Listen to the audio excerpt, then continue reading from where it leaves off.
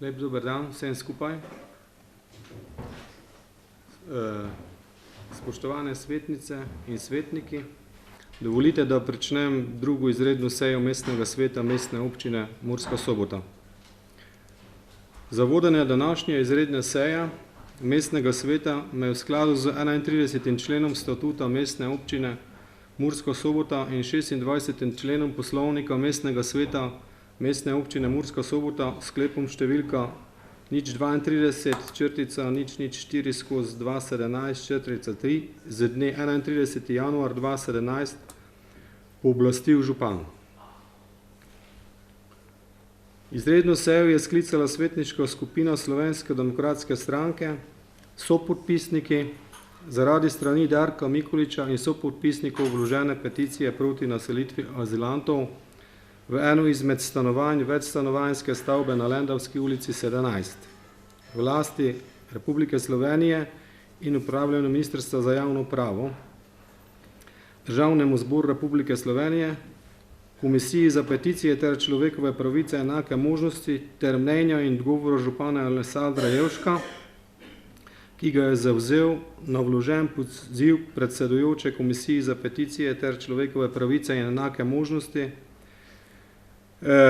svetniška skupina SDS podpisniki po priloženem seznamu skupaj z 11 svetniki in v skladu s statutom in poslovnikom Mestne občine Murska Sobota v petek 20.1.2017 na Mestno občino Murska Sobota vložila zahtevek za sklic izredne seje mestnega sveta Mestne občine Murska Sobota. Župan se v rokih, ki ga določa poslovnik mestnega sveta Mestne občine Murska Sobota, za sklic izredne seje ni odločil. V svojem odgovoru, ki ga je posredoval svetnikom Mestne občine Murska Sobota in preko medijev seznanil javnost, pa je ugotoviti, da odvzema pravico do obravnave in zavzetja stališč do danes in v prihodnje še kako pereče problematike najvišjemu organu Mestne občine Murska Sobota, torej Mestnemu svetu. In da želi na naslednji redni seji podati le informacijo glede vložene peticije. Predlagatelji zato ugotavljamo, da mora Mestni svet Mestne občine Murska Sobota nemudoma predmetno problematiko nastanitve azilantov v stanovanje večstanovanjske stavbe na Lendavski ulici 17b obravnavati in zavzeti svoje stališče ter obravnavati in sprejeti stališče Mestne občine Murska Sobota glede morebitnih nadaljnjih namer izvajanja politike namestitve azilantov v Mestni občini Murska Sobota strani Vlade Republike Slovenije.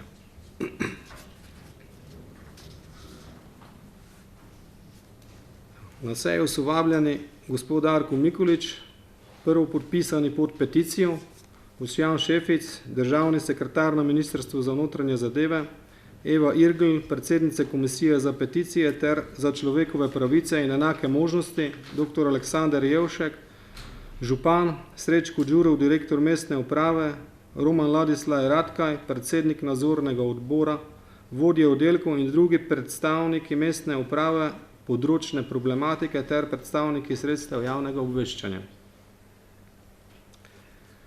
Prehajamo k prvi točki. Ugotovitev prisotnosti in določitev dnevnega reda. Na podlagi 15. člena statuta Mestne občine Murska Sobota uradni list Republike Slovenije številka 23/7 uradno prečiščeno besedilo 49/10 in 39/15 šteje Mestni svet 26 članov. V skladu z 22. členom statuta Mestne občine Mestni svet veljavno sklepa, če je na seji navzoča večina njegovih članov. Odsotno so upravičili župan dr. Aleksander Jevšek, podžupan Zoran Hoblaj, svetnica Aleša Kovač, svetnik Dezider Šoš, svetnik Darko Petrijan in državni sekretar na Ministrstvu za notranje zadeve Boštjan Šefic. Člane mestnega sveta prosim, da zaradi ugotovitve prisotnosti na začetku seje v skladu z 42. členom poslovnika svojo prisotnost prijavijo z glasovalno napravo. Prosim, prijavite prisotnost.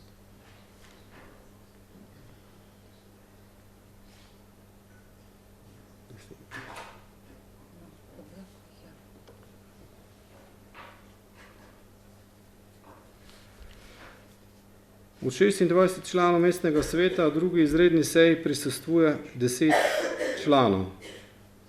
Na podlagi drugega odstavka 28. člena poslovnika mestnega sveta Uradni list Republike Slovenije številka 49/10 in uradno Izvolite. Gospa Opec, izvolite, proceduralno.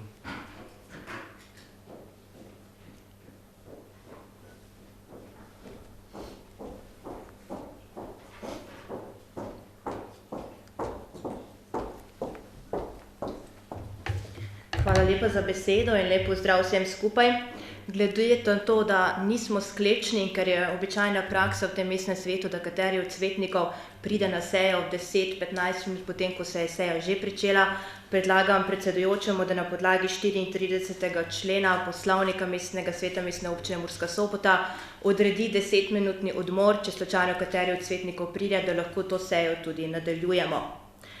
Ta svoj predlog bi tudi rada obrazložila in na podlagi 31. člena poslovnika mestnega sveta Mestne občine Murska Sobota naprošam predsedujočemu, če bo slučajno moja beseda kako minuto več, da mi nameni ta čas, ampak me vseeno opozori, če slučajno prekoračim tisti čas, ki mi ga določa poslovnik mestnega sveta.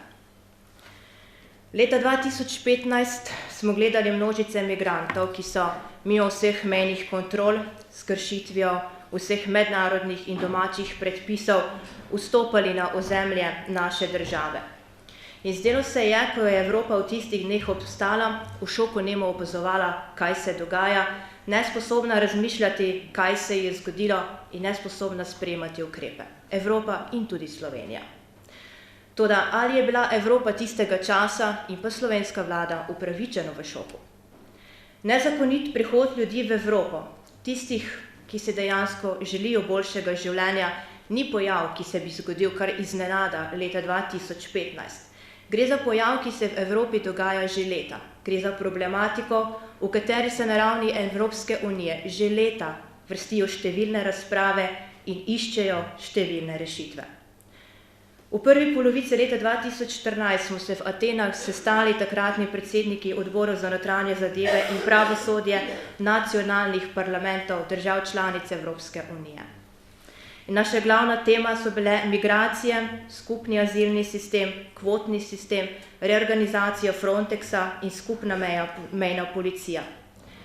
Vsa ta leta je Evropska unija razpravljala o migrantski problematiki in poskušala odgovoriti na vprašanje, kako močno odpreti vrata migrantov, koliko jih sprejeti, kako jih porazdeliti po Evropi in, kar je pomembno, kako jih integrirati v družbo. A vse je ostalo zgolj pri nekih razpravah, včasih glasnih, zelo vročih. In razlog, zakaj se Evropska unija nikoli ni mogla poenotiti o nekih uspešnih ukrepih, ki bi zajezili prehod migrantov v Evropo, sta bila popolnoma dva različna pogleda. Medtem ko so Grki, Italijani, Španci, ki so se z migranti srečevali dnevno, trdili, da so migranti evropski problem, je preostala Evropa, predvsem Skandinavci, videla ta problem kot problem zgolj držav na jugu Evrope. In ker Evropa ni bila sposobna sprejeti teh ustreznih ukrepov, smo leta 2015 doživeli migrantski val tudi v Slovenijo. Zakaj ravno leta 2015 smo bili priča tako masovnemu prihodu migrantov na naše območje? Razlogov je verjetno več. Če spustimo ob strani politične teorije zarote, se lahko razlog skriva v dveh zadevah. Prvič je to, da Grki niso bili sposobni zajeziti vala migrantov, ki je dnevno bil vedno večji in je prihajal na njihovo ozemlje. Drugi pa se zagotovo nahaja v organiziranem kriminalu, ki se zna še kako prilagajati spremembam in je v tem videl tudi priložnost za zaslužek. Po podatkih, kar 90% migrantov, ki jih je leta 2015 prispelo v Evropsko unijo, se je poslužilo storitev kriminalnih tihotapskih tolp, ki so samo v letu 2015 na ta račun zaslužile od 3 do 6 milijard evrov. Ni treba, da beremo statistike in poročila Interpola, dovolj je, da si pogledamo posnetke za nazaj in vidimo, da so to bili v večini državljani Pakistana, Maroka, Alžirije, skratka tistih, kjer ni nobene vojne.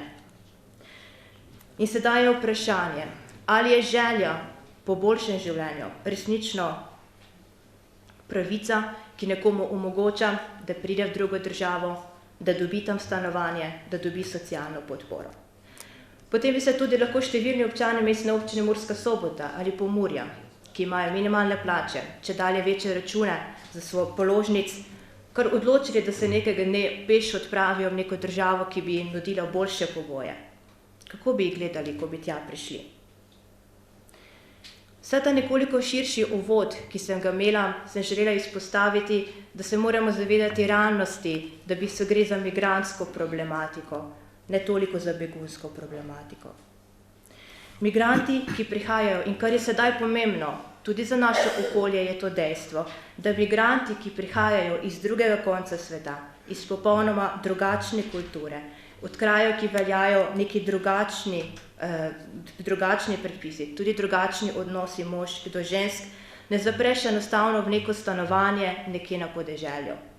Ti ljudje najprej potrebujejo resnično integracijo v družbo. Predstaviti jim moraš okolje, v katerega naj bi se integrirali, odnose, ki tam veljajo, pravila, da potem lahko tudi vsi v sožitju živimo tako ali drugače. Politika ni enostavna veda. Nažalost, politika zgolj ni deljenje pobončkov, populistični ukrepi, ampak včasih tudi pogovarjanje o težkih temah.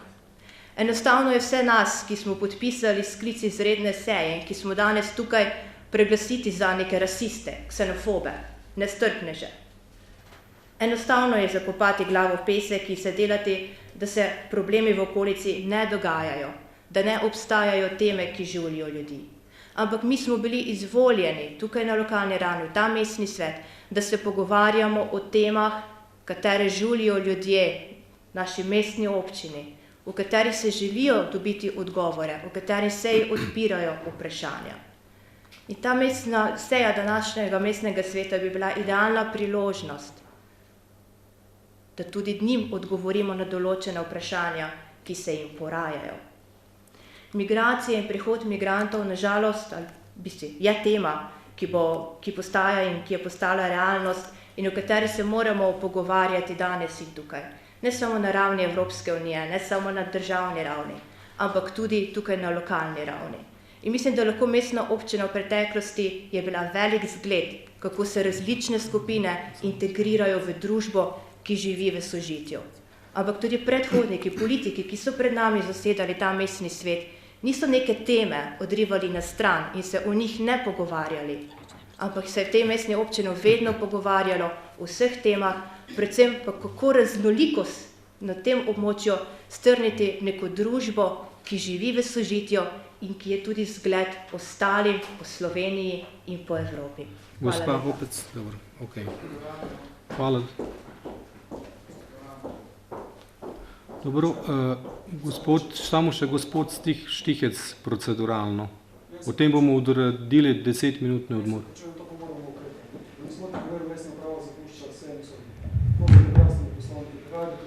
Hvala lepa za besedo. Hvala lepa za besedo. Gospod Đurov, pan Đurov spet. Dam gospodu Štihecu naj pove, pa odredim 10 minut.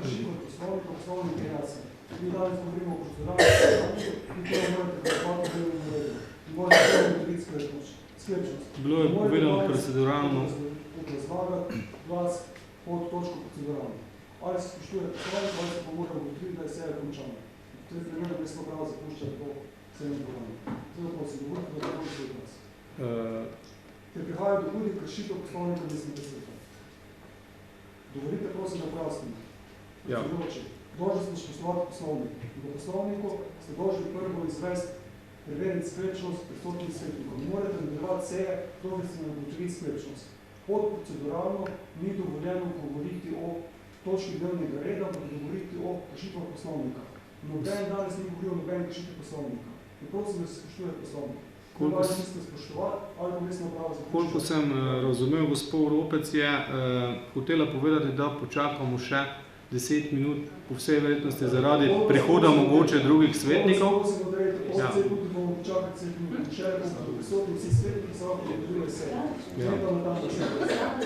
Predsedujoči, mi date besedo ali lahko povem tudi na to temo, kar gospod Đuro govori? Gospod Đuro, 3 minute damo za proceduralno gospodu Štihecu in potem odredimo 10-minutni odmor. Lahko?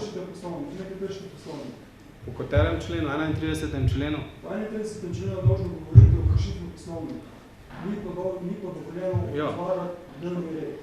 Če gospod Štihec ne bo govoril o kršitvi poslovnika oziroma bo prekoračil svoja preoblasti,la bo ga opomnil in bom prekinil in zahteval, bom odredil 10-minutni odmor. Gospod Štihec, če boste hitri s proceduralnim predlogom. Ja, hvala lepa, gospod predsedujoči. Jaz se bom navezal na mojo predhodnico, ki je tudi dala proceduralni predlog in kot svetniki imamo to pravico dati kdajkoli. Tako da to, kar gospod Đuro govori, seveda govori zato, ker ne želi, da se sploh kaj na tej izredni seji pove. Nenazadnje pa ima občinska uprava tam pri predsedujočem svoje zaposlene. Gospod Đuro ni tisti, ki razlaga poslovnik, ampak je to predsedujoči, tako v poslovniku piše, in občinska uprava ima svojo sodelavko, ki zgoraj razlaga vsebino poslovnika predsedujočemu, če ta slučajno seveda ne ve. Torej, moj proceduralni predlog se nanaša in dopolnjuje predhodnico, namreč v poslovniku piše, da je ponavadi odmor 20-minutni. Torej, predlagam predsedujoči, da odredite 20-minutni odmor, ne 10-minutni odmor. Zakaj? Obrazložitev. Pred to sejo sem vodil kot predsednik odbora za urbanizem, urejanje prostora ter gospodarsko infrastrukturo ta odbor. Na tem odboru so tudi bili predstavniki svetniške skupine SD in SMC. Obe svetnici sta bili tam prisotni. Odbor se je končal 15 minut pred začetkom te izredne seje. Danes te dve svetnici tukaj na izredni seji ni. Se pravi, na odbor prideta, konča se 15 minut pred samo sejo, na izredno sejo pa ne prideta. A sta predstavnici občank in občanov kot svetnici ali nista. Zdaj pa še obrazložitev na kratko, zakaj. Seveda predlagam, da se teh 20 minut odredi ravno zaradi tega, ker vseeno upam, da tisti, ki danes tukaj niso prisotni na izredni seji, tisti svetniki, to so svetniška skupina, vsi svetniki SD-ja, vsi svetniki SMC-ja, Združene levice, romski predstavnik, tisti, ki se niso upravičili, nekateri so se pa upravičili, da končno začnejo upoštevati tisto vodilo gospoda Jevška, župana našega, ki pravi, da je za povezovanje. To je tipično izključevanje, ko ena skupina, no tam se zdaj že en novinar dviguje roke, ne, novinar fake časopisa, ne, ki se tudi ne strinja, da bi lahko mi kot svetniki kaj povedali, ne. Gospod Štihec, zdaj bom odredil 10-minutni odmor. Hvala za povedano. 10-minutni odmor, prosim. Da počakamo morebiten prihod še nekaterih svetnikov. Če ne bom zaključil sejo po odmoru. Hvala lepa. 10-minuten odmor za seje končal. Člane mestnega sveta prosim, da zaradi ugotovitve prisotnosti ponovno v skladu z 42 členom poslovnika prijavijo k glasovanju z glasovalno napravo.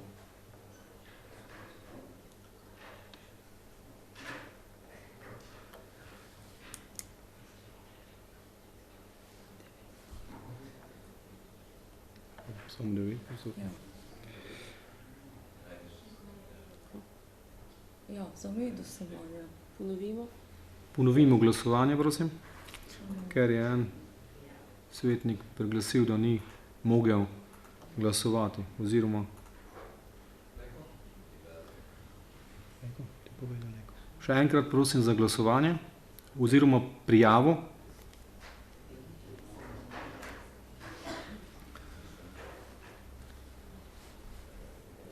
Še enkrat smo ugotovili, da je prisotnih 10 svetnikov, To pomeni od 26 članov mestnega sveta na drugi izredni seji prisostvuje 10 članov. Na podlagi drugega odstavka 28. člena poslovnika mestnega sveta Uradni list Republike Slovenije številka 49/10 uradno prečiščeno besedilo 110/11 obvezna razlaga ugotavljam, da mestni svet ni sklepčen. V skladu z 42 členom poslovnika svet veljavno odloča, če je na seji navzoča večina vseh članov sveta. Ker ugotavljamo, da na seji ni navzoča večina članov mestnega sveta, sklepčnost ni zagotovljena in veljavno odločanje ni možno. Zato v skladu s poslovnikom ob 13:34 zaključujem drugo izredno sejo mestnega sveta. Toliko sem bom še dovolil, da pozovem prisotne novinarje, če naredijo, sem se lahko pogovoril s prisotnimi svetniki in podpisniki izredne seje in prvo podpisanim Darkom Mikoličem, ki je tudi prisoten. Najlepša hvala vsem, ki ste danes prisostvovali tej izredni seji, ki žal ni bila sklepčna, in potem se vidimo na vtorek na redni seji in upam, da bomo lahko tam potem razpravljali to, kar danes nismo mogli. Hvala vsem, tudi občinski upravi, svetnikom, medijem in vsem, ki nas poslušate. Najlepša hvala. Srečno.